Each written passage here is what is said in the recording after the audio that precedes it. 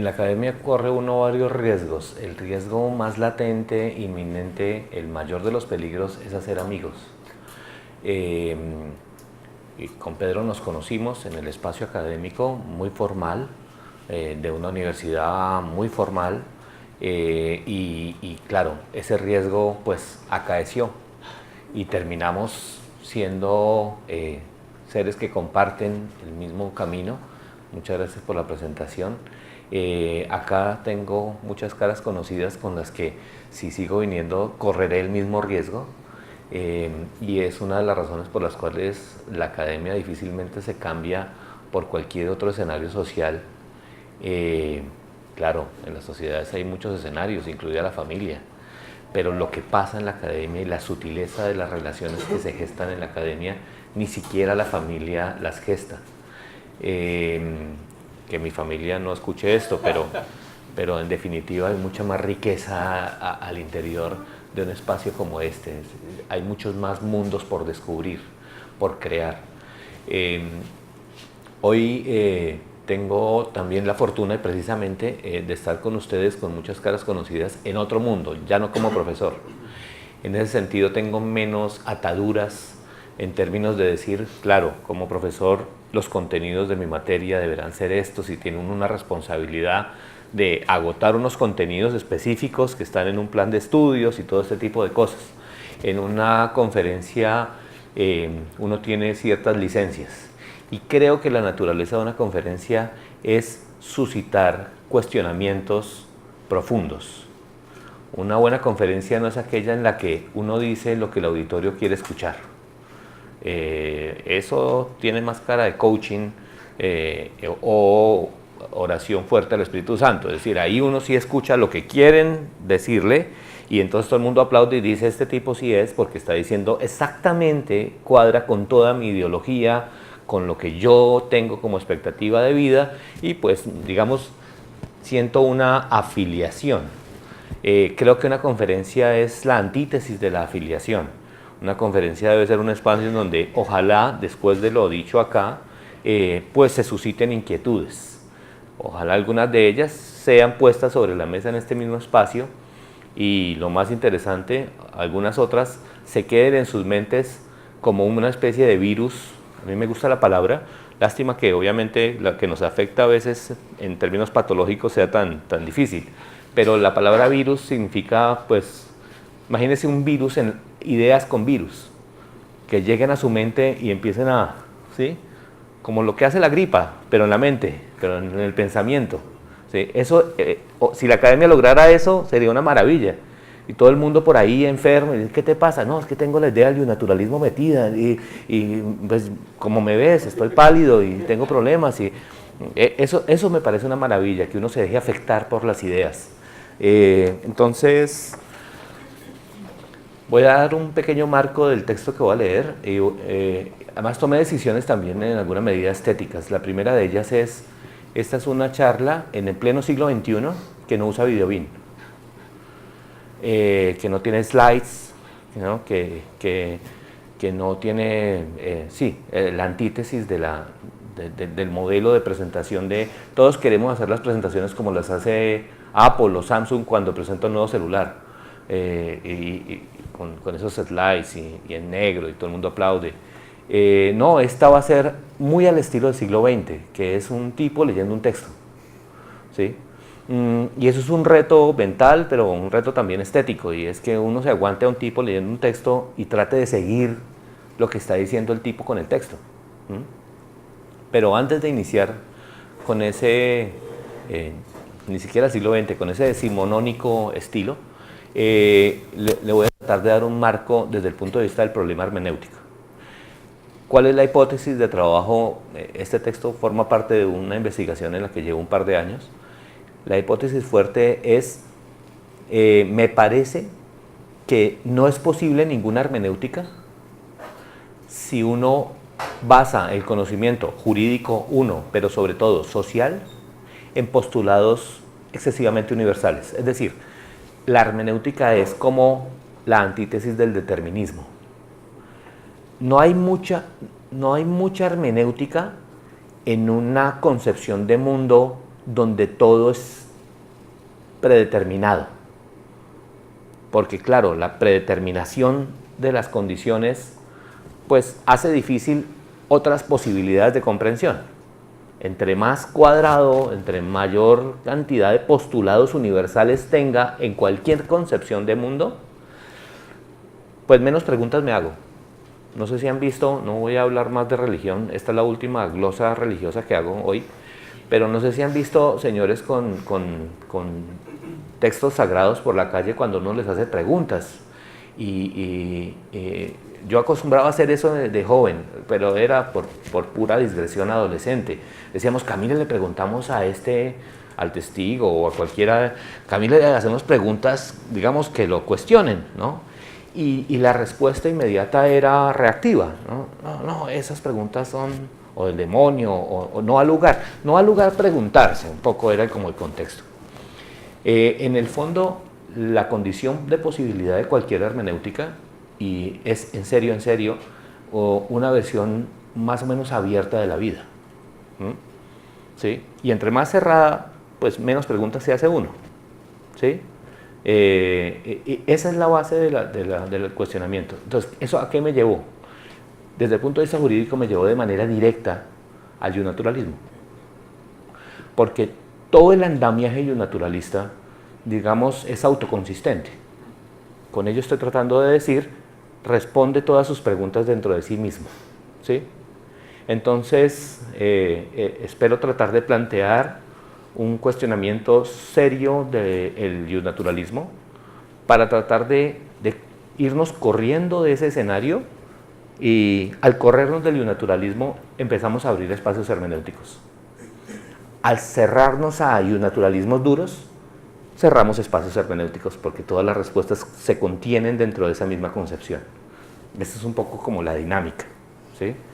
Y para ello entonces arrancaré con un pequeño excursus de un texto de medicina.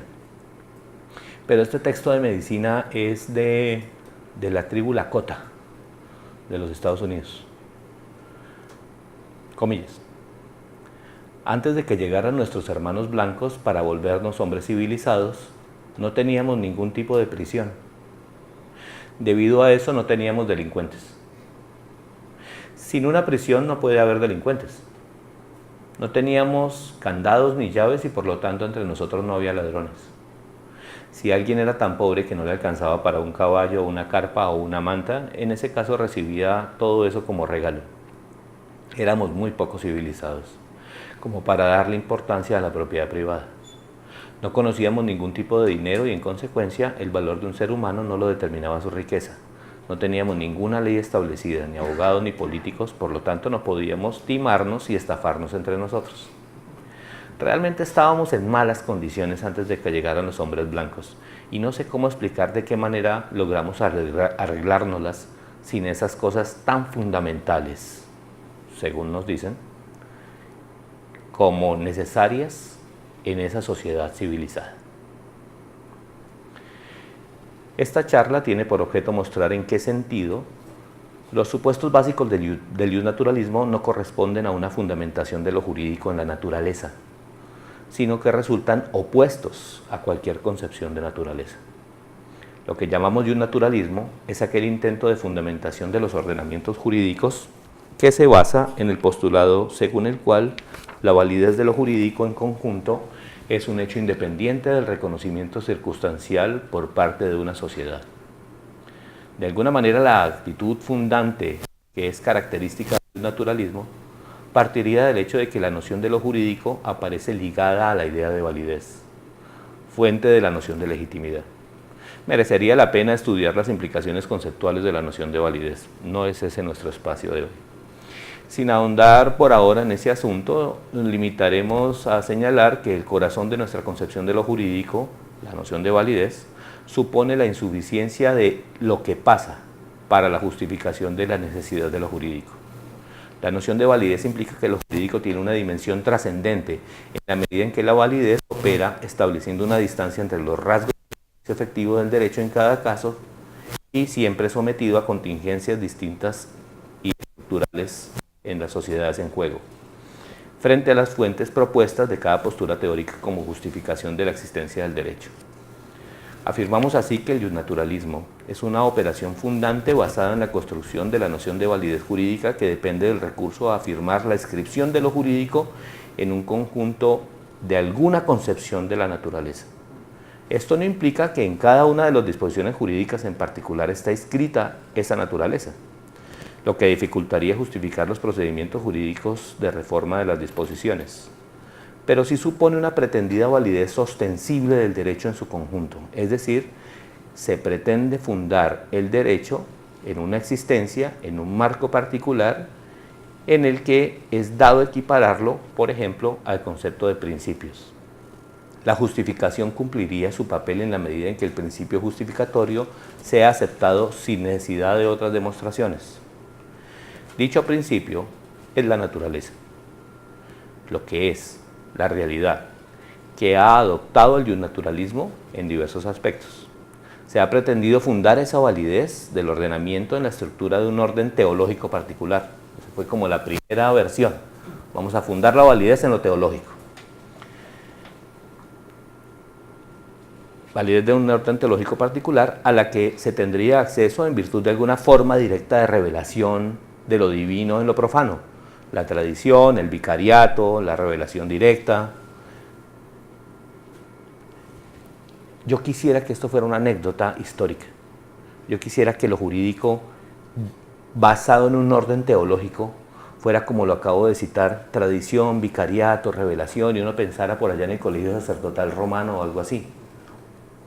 Lo dramático de nuestra sociedad es que existen posturas ideológicas plenamente vigentes y con millones de votos que consideran que la base del ordenamiento jurídico debería retornar a lo teológico.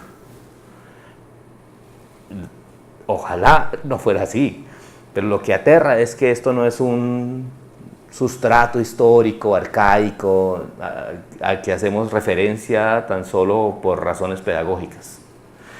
Entonces ese es el primer como elemento de justificación que creo que todos conocemos, el llamado derecho divino y cosas por el estilo. No ahondaré en ese contexto. Como el papel tradición, vicariato, revelación. Ante el debilitamiento del poder justificador de una evidencia teológica, nosotros retornamos al fortalecimiento de esa visión teológica, pero en un momento de la historia se debilitó. Se ha presentado también que la razón pueda suplir la exigencia de universalidad y la definición de la vida social y servir entonces como medio para la determinación de lo que es, de acuerdo con un orden que escape a la aparente indeterminación de la vida social y de la conducta del individuo. Finalmente, a partir del desarrollo de las ciencias sociales y de la psicología social, encontramos intentos por justificar la existencia del derecho a partir del recurso a un principio que bien podríamos calificar como cínico. Ante el debilitamiento de la razón como instancia reguladora, la postulación de la no racionalidad del comportamiento y de los mecanismos de motivación, sumada al desplazamiento en los estudios sobre comportamientos sociales del énfasis en el individuo a la investigación de las lógicas del funcionamiento colectivo, se dio lugar a un nuevo intento de justificación de la existencia de lo jurídico a partir de la supuesta eficacia para el control social. En ese caso, el principio trascendente al que se recurre como base de toda la operación fundante es el concepto de riesgo. Se trata de un principio cínico en la medida en que se afirma de esta manera que los discursos fundantes del pasado, todavía en circulación, si bien apelaban a nociones insostenibles argumentativamente, lograron tener efectos deseables para el mantenimiento de la seguridad social. Así, ante la evidencia de que el riesgo social debe administrarse, el derecho quedaría justificado en la medida que se afirma que la administración del riesgo ha sido precisamente la función secreta del derecho todo el tiempo. Por lo que la fábula sobre el origen de la validez deberá seguirse contando como una noble mentira funcional. No obstante, este principio cínico de justificación jurídica sigue dependiendo de la trascendencia como fuente de validez. Se plantea la necesidad de lo jurídico a partir del experimento mental que supone la desaparición del aparato jurídico, particularmente el judicial, y prevé las consecuencias que se derivarían. se muestra así como habría un aumento del riesgo ante diversos fenómenos sociales que son administrados de manera jurídica. Independientemente de que estemos o no de acuerdo, hay ejercicios teóricos muy interesantes en el mundo que piensan lo jurídico con una ausencia relativa de jueces. Sí, sí. O sea, órdenes sociales en donde no hay tanto juez, ¿no? Donde hay otro tipo de formas de solucionar los conflictos. En Colombia tenemos algo cercano a eso. Se rasgan las vestiduras diciendo que se acabó la tradición de poderes y un poco de cosas, pero ahí están las superintendencias haciendo su trabajo. Es solo un ejemplo, ¿no? Gregory Benson, un autor anglosajón, ha estado trabajando durante más de 20 años sobre la justicia sin Estado, ¿sí? Cómo pensar los temas de justicia sin Estado, o sea, una ruptura paradigmática radical. Bien. Nos corresponde ahora preguntarnos en qué medida, mediante los procedimientos fundantes descritos, el iusnaturalismo implica apelar a la naturaleza como base explicativa de la validez del derecho.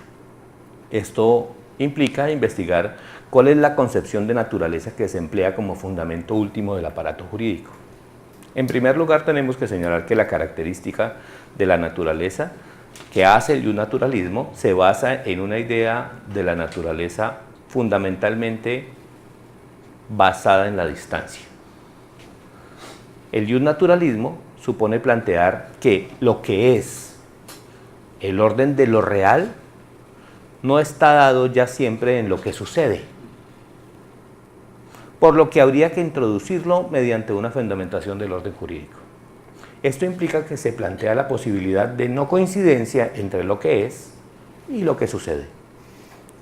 Esta posibilidad es precisamente lo que la existencia del derecho tiene como tarea conjurar. Así el naturalismo tiene como punto de partida un diagnóstico del estado del mundo. El mundo está fuera de sus goznes. Es decir, lo que sucede en el mundo no es lo que es. ¿Sí es claro eso?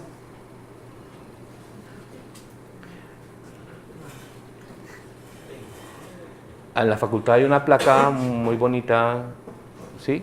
¿Quién es el autor de la placa? ¿Quién está en el busto de la entrada del primer piso de la facultad? Ok, ¿y han leído la frase o nunca han leído la frase? El derecho es lo que debería de ser, pero... Exacto, el derecho es lo que debería ser, no lo que es. Si uno lo piensa despacio, ok, lo que es, no, lo que es está mal, lo que acontece, lo que pasa, está mal, ¿sí? Entonces el derecho hace una especie de segunda naturaleza, ¿sí? Lo fundamental en esto es traer la atención en no los derechos con los que se reclama el valor ontológico del orden que se pretende restituir, sino lo que esta mirada implica con respecto al mundo de lo que sucede. Es evidente que esta postura tiene su inicio en una desvalorización de la experiencia, lo que obliga a proponer como alternativa necesaria lo no experimentado, como lo que sucede, lo que acontece, no es lo que es. Entonces la experiencia existencial, pues, no es valiosa. ¿Sí? Solo les quiero poner ya un primer ejemplo real. ¿Cuál es la distancia que existe entre la jurisprudencia de los derechos del consumidor y, por ejemplo, las reales experiencias de los consumidores con sus productos? ¿Qué tal que hubiese una jurisprudencia, como dice Gilles Deleuze, una jurisprudencia de los consumidores, de ellos, no de las instancias jurídicas, sino de ellos? ¿Sería distinta? Es posible que sí. Es posible que sí. Es posible que una jurisprudencia, es decir, una prudencia en los derechos, desenmarcada del aparato judicial, en lo que ustedes y yo somos fundamentalmente, que somos consumidores, o sea, somos hombres que consumen cosas, ¿sí? Pudiese expresar la experiencia real de comprar, de que salió dañado, de que lo tumbaron a uno, de muchas cosas, de que la oferta decía 70% y uno entra y no era el 70%, de cosas que nos pasan en la vida real. Pero no. La jurisprudencia no la pueden hacer los consumidores, ¿sí? La hace la instancia. La instancia que primero guarda distancia con lo experimentado y segundo traduce lo experimentado a un orden de lo que es, no de lo experimentado. Sobre este primer fuga mundi, le llamo fuga mundi porque el derecho, entonces, si me siguen con lo que estoy diciendo, se basa en fugarse del mundo, en alejarse de lo experimentado. Sobre este primer fuga mundi, se puede recordar que fue Platón, ese Mississippi de toda beatería, como bien lo designaba Ortega y Gasset, quien contagió a Occidente de la constante tendencia a apreciar en exceso los universales y con ello a naturalizar el mundo según saberes inmutables. Aristóteles, fiel a su maestro, propone en Decáelo, en el cielo, en la física, en los tópicos, el saber conforme al ideal platónico de lo inmutable que ha calzado a la patrística medieval muy bien, justificando con ello en la historia de la filosofía todas las prácticas discursivas y conjuntos de enunciados teóricos del iusnaturalismo.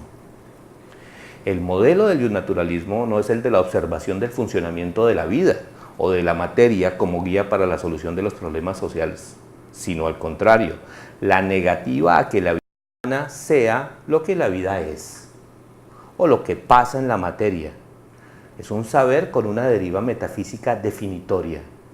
Lo contrario resulta precisamente de su apelación a la naturaleza. Así las cosas, si el naturalismo pretende ser precisamente algún tipo de naturalismo, ¿de qué imagen de la naturaleza estamos hablando? Se trata, como resulta obvio, de una noción de naturaleza en la que quedan excluidos los procesos de transformación de la materia, los procesos biológicos, los ciclos de las interrelaciones entre la vida y el planeta, las propiedades de la materia, la influencia de los cuerpos celestes, la luz, la fotosíntesis, la vida animal. Todo eso tiene que estar excluido del iusnaturalismo, ¿sí? Y no quiero seguir, ¿no?, la simbiosis química de nuestros cuerpos, ¿sí? La afectación que tienen las sinapsis neuronales sobre nuestro comportamiento, todo eso está por fuera del iusnaturalismo. En síntesis, está por fuera la vida misma.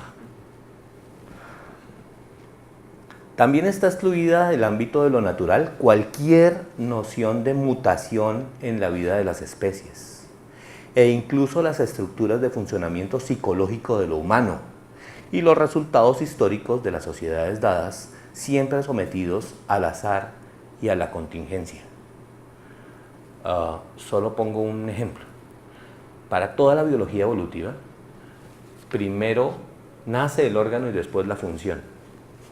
Es decir, las mutaciones se dan físicamente y luego se dan funcionalmente, ¿sí?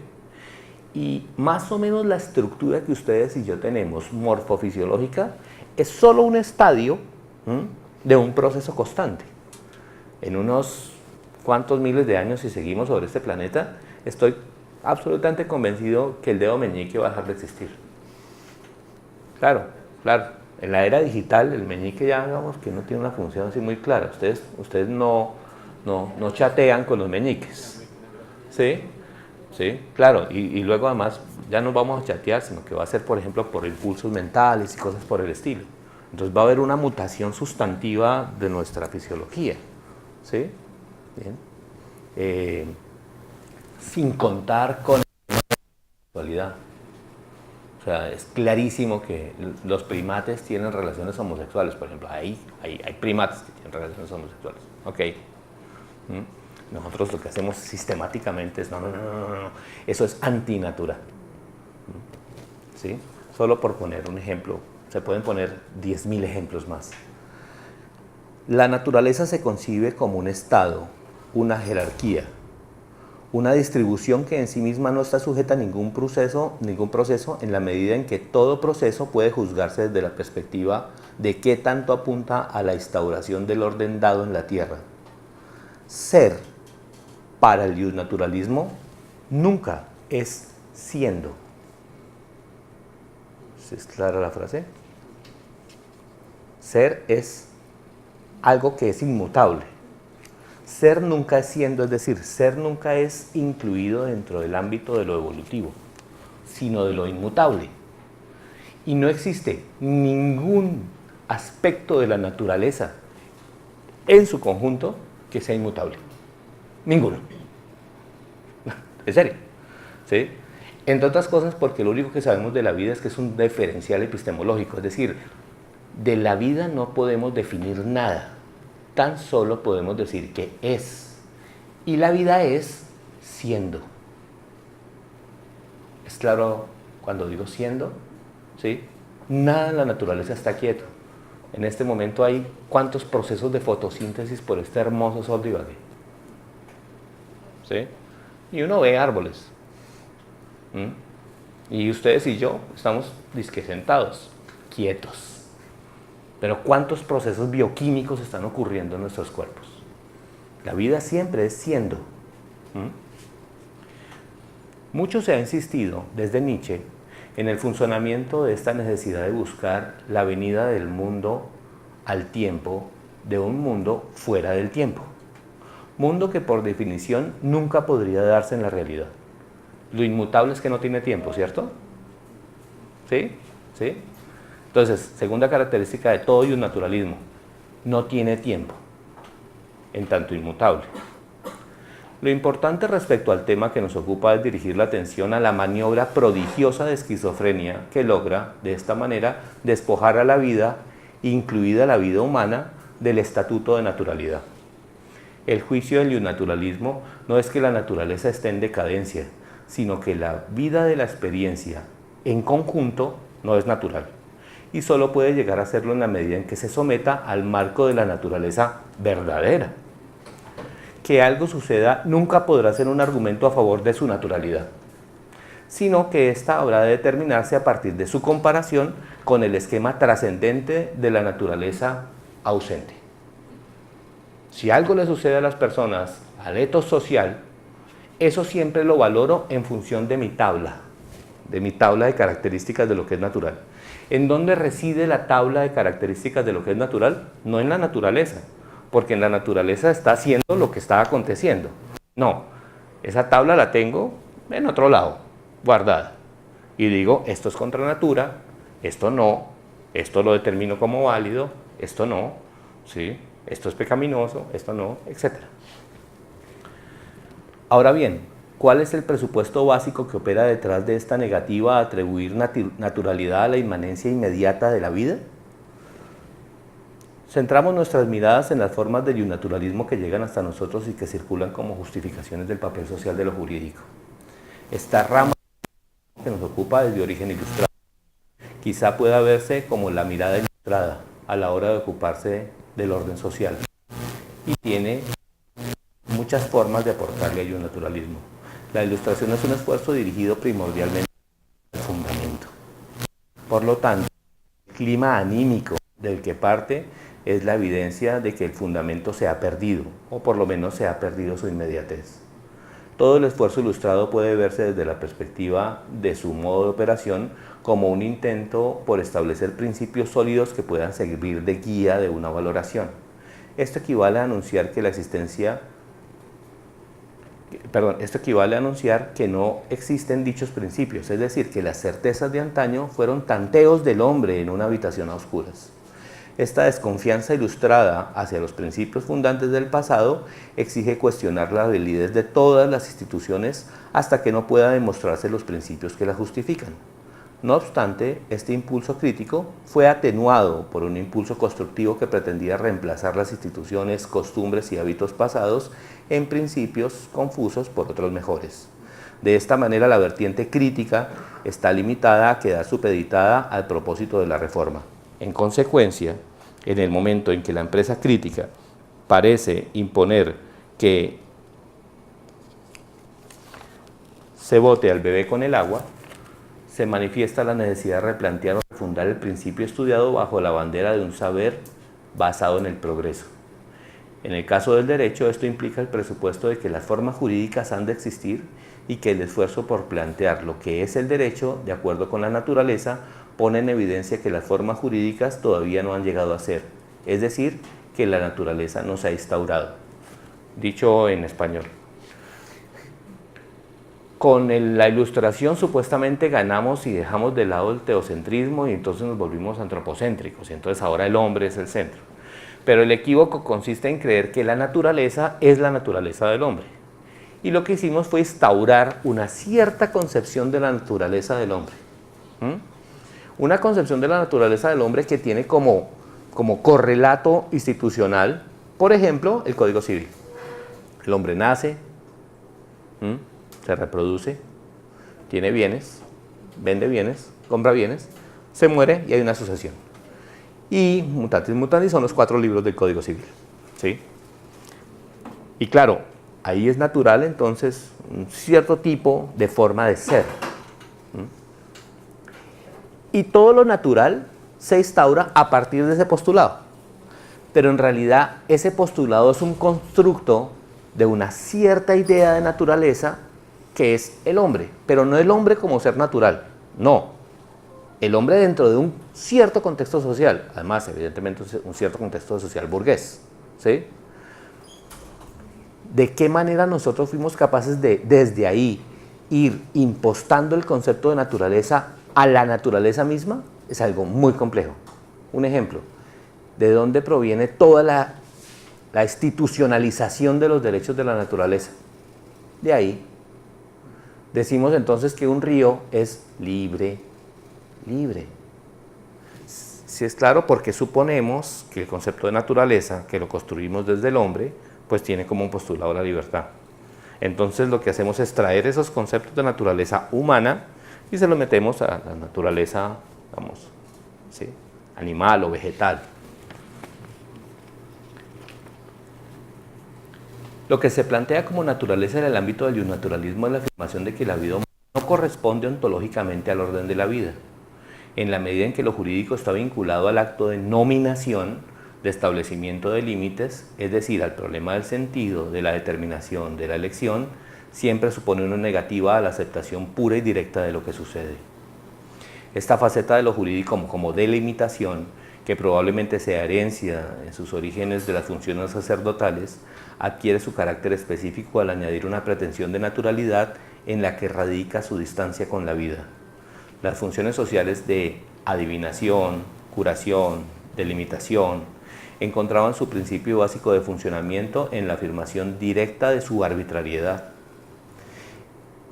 Es en la revaluación del artificio, de lo arbitrario que para hacerlo obedece a minuciosas reglas de cuidado que dan lugar, entre otras, al ritual, que pudo encontrarse una manera de asistencia al movimiento de la vida. El artificio es la naturalidad espontánea de la vida. En ese sentido, en la vida religiosa, se encontró en el arte la manera de permitir decididamente el flujo de la natural. Ahora bien, cuando a esta tarea creadora de artificios se le añade la pretensión de correspondencia con un orden presupuesto, se pretende con ello liquidar su propia naturaleza y presentarse como lo contrario de la creación, del artificio, de lo arbitrario. A partir de este punto, el propósito de lo jurídico no se concibe como un medio para dejar que la vida natural fluya en la actividad humana, sino como un ámbito en el que se manifestaría la estructura de la naturaleza humana misma. Esto implica que lo humano se concibe de entrada como una naturaleza distinta a la naturaleza de la vida. Nos encontramos aquí con lo que podría considerarse como la fuente de la equívoca relación de Occidente con el resto de la vida en el planeta. La negativa a considerar lo humano como un resultado de superficie de la interrelación con sistemas no humanos. La certeza contraria a toda evidencia de que lo humano tendría una naturaleza propia específica, de que lo humano es diferente al resto de la vida. No sé si hasta ahí haya claridad. En el fondo, entonces, si uno piensa la vida desde una perspectiva evolutiva, se encuentra con una contradicción profunda porque lo jurídico no se funda en la vida. Ahora, la pregunta es, entonces, ¿cómo sería lo jurídico adecuado a la vida, cercano a la vida? ¿Sí? Y empieza uno ahí a deconstruir postulados fundamentales. Primero de ellos, en estricto sensu la vida no tiene leyes. Digamos, la teoría evolutiva claramente identifica la vida sin un sustrato de leyes universales. La vida es un proceso estocástico, complejo, adaptativo. ¿Bien? Significa que un derecho parecido a la vida, es decir, un naturalismo fuerte, sería un naturalismo sin leyes. ¿Sí? Pero sí con ciertas reglas. ¿Derivadas de qué? Pues del flujo mismo de lo contingente. Por ejemplo, el surgimiento del derecho regulatorio. El derecho regulatorio se parece más a la vida. ¿Qué pasó?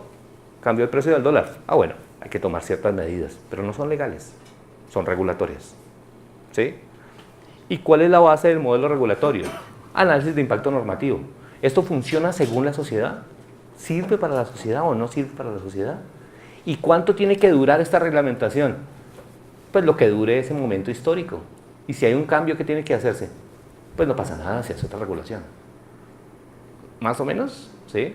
Entonces, empieza uno a pensar en el debilitamiento de las estructuras así fuertes, desde lo legal, incluso desde lo constitucional en alguna medida, para empezar a pensar la contingencia. Y entre más se ahonda uno en la biología evolutiva, más se encuentra que la regla del comportamiento de lo social es eso, lo contingente. ¿Qué viene de ahí en adelante? Pues repensarnos nuestra propia concepción de lo jurídico. Porque esto no está escrito, esto está por construirse. Lo que yo quería en este contexto era dar las pistas de una concepción de lo jurídico que es antitética a los modelos instaurados desde la concepción occidental de naturalismo, a la que ustedes y yo, lamentablemente, pues fuimos nutridos desde nuestros primeros años de formación jurídica. Yo creo que podemos cerrar ahí ya, veo caras de preguntas y me alegra mucho porque uno siente cuando los rostros están diciendo, ¿y este tipo qué? Y en ese momento es donde deberíamos entrar a pensarnos más desde preguntas, desde inquietudes, el contexto de lo dado por estas letras. Gracias.